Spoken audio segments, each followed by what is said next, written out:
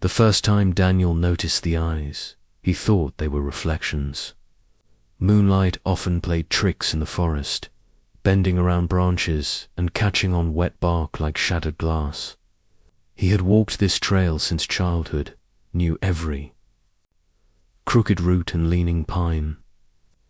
Yet something about the way the darkness watched him felt arranged, deliberate, a pattern instead of an accident.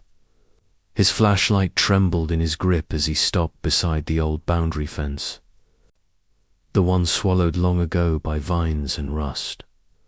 The wind moved through the canopy with a sound like distant breathing, slow and patient. Daniel told himself he was being stupid, that fear could turn knots in wood into faces and shadows into hunters.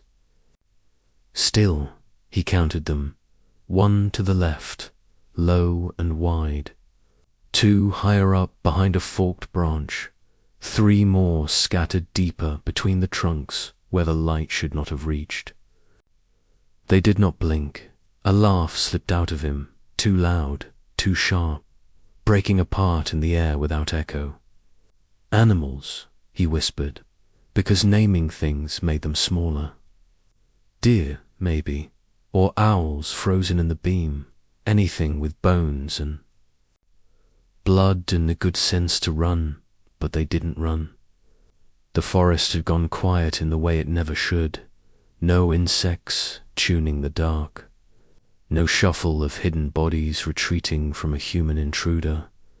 Even the wind seemed to circle rather than pass through, as if unwilling to cross some invisible boundary.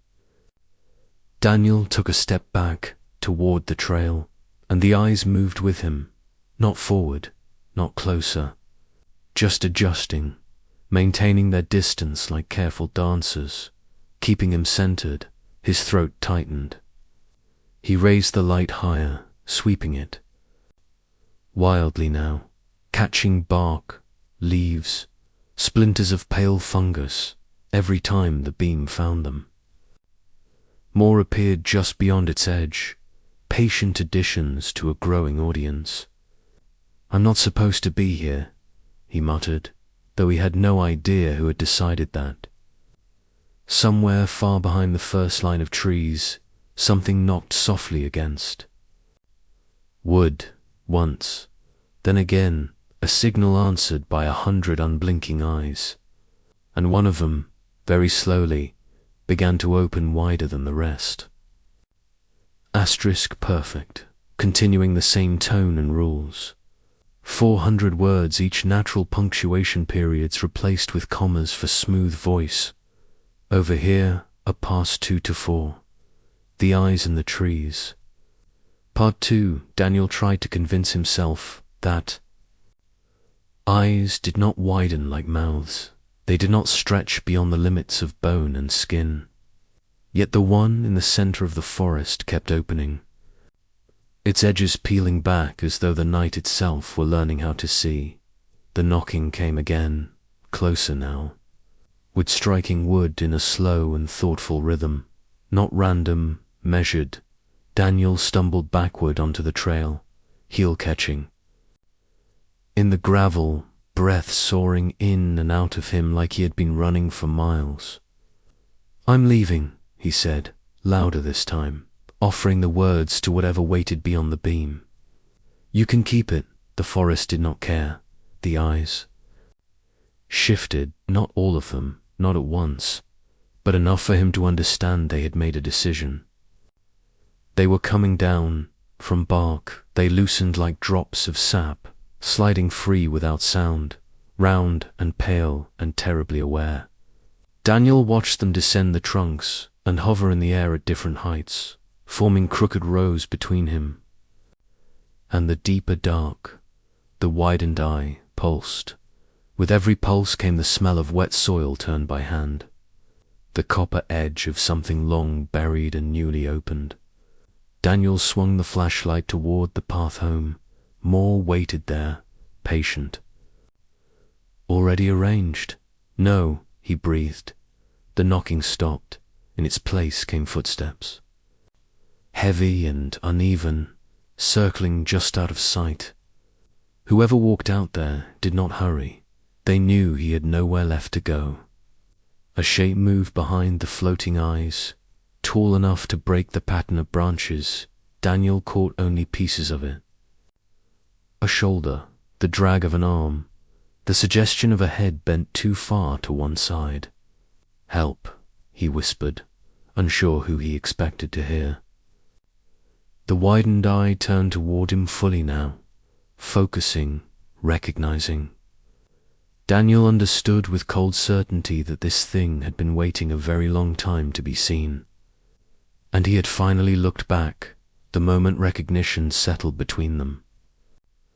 The air tightened. Daniel felt it press into his ears, his lungs, the small shaking space behind his ribs where panic tried to bloom. "I didn't mean to," he said, though he could not remember what crime he was confessing to. Trespassing, perhaps witnessing, existing in the wrong direction of time. The floating eyes drifted nearer. Curious now, he could see things inside them, reflections that were not his own. People walked there. Dozens, maybe hundreds, moving soundlessly. Through a version of the forest that looked older, raw. Some wore clothes that belonged in photographs, others in graves. All of them walked toward the same point in the trees, toward the thing circling him. The tall shape stepped forward at last, its joints folded wrong, bending with the hesitation of something assembled rather than born. Where its face should have been, there was bark split down the center, opening and closing with that patient knocking sound. Daniel realized it was not a mouth, it was a door. "You brought them," the creature said, the voice arriving from everywhere except the figure itself. "You always bring them." Daniel shook his head violently, tears streaking the cold from his cheeks. "I came alone." The eyes flickered, and for an instant he stood somewhere else. Daylight, children laughing, himself at 8 years old. Daring a friend to step past the old fence, promising it was safe. Memory struck like falling timber. The friend had gone missing. Search parties, dogs, weeks of whispered blame. Daniel leaving town with the relief of the spared. "I forgot," he croaked. "You were allowed to," the voice replied gently. "We are not." The door in the creature's face opened wider, darkness breathing from it in slow, grateful waves. Around them, the watching eyes leaned closer, eager, waiting for the return of what had been taken. And Daniel felt the forest reaching to collect its debt, the trees bent without wind. Daniel heard them creak like old ships turning toward harbor, every trunk angling, every branch aligning, building a corridor that led straight to the open door in the creature's face. "I can't," he whispered, heels digging furrows in the soil. "I was a kid." The eyes trembled, not with anger, with hunger.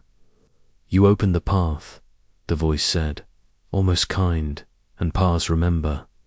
Hands pushed from the bark around him, pale impressions first, then wrists, then fingers stretching. Free with the softness of rot, they did not grab, they guided. Daniel tried to fight, but grief was stronger than muscle. It moved him forward step by step, while the floating eyes watched like mourners at a long-delayed funeral. In them he saw the boy again, waiting where the forest had kept him, not torn apart, not eaten, simply paused. A life held between seconds, because no one had come to finish the moment. "I'm sorry," Daniel begged, the words breaking open inside him at last. "I came back." The corridor narrowed. The door widened. "That is why you can leave." The voice answered. Daniel froze. Leave. Hope flared, painful and bright. Behind him, the trail reappeared. The fence, the ordinary world arranging itself like a mercy he did not deserve. "Take him home," the voice continued. Carry what you left. Something small pressed into Daniel's arms. Weightless, cold, the shape of a child who had waited too long to be held. The hands withdrew, the trees straightened. One by one the eyes returned to their bark, sealing themselves like wounds deciding to scar, until only the wide one remained, studying him with a depth older than forgiveness. Do not look back. It warned. Daniel didn't. He walked the path toward dawn with the burden clutched to his chest, listening to the forest settle behind him. And from far within the trees came a final, gentle knock, a door closing at last.